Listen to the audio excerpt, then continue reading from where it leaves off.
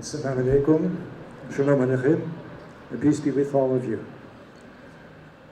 This should not be a controversial ask. I want to recognize in every one of us that has come today something that is lacking, it seems, in many of our elected representatives, which is a connection with a moral compass. This issue is something that we can reduce very, very simply. When we look at the conditions that we're petitioning against, that we're petitioning for the relief from, we can see this is wrong. It's not difficult. As moral people, we can gather here and we can unite our voices in this wish. It seems like it should not be controversial. And yet here we are, in the context where our media and the political discourse that we exist in the middle of would make this a complicated issue. There's this side, there's this side. It's not that difficult. And so I thank each of you for responding to that essential place that we all hold in common, that is the seating place of our humanity, that recognizes this as wrong.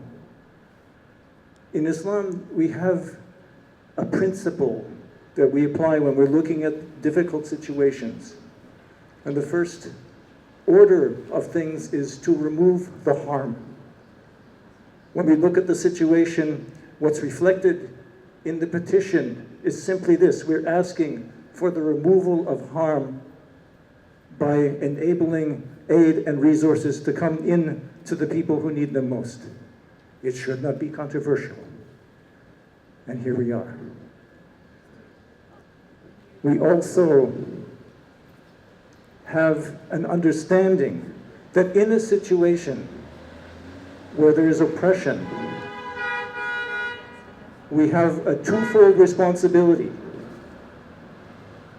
We have to help the oppressed, and our Prophet, peace be upon him, said we have to help the oppressor. The first part of that is fairly straightforward. We know what we want to do, we know what we need to do, we know what we're asking for in these petitions. Bring relief. The second part, we may have to think a little bit further into. How is it that we help the oppressor? And when asked this question, the response was,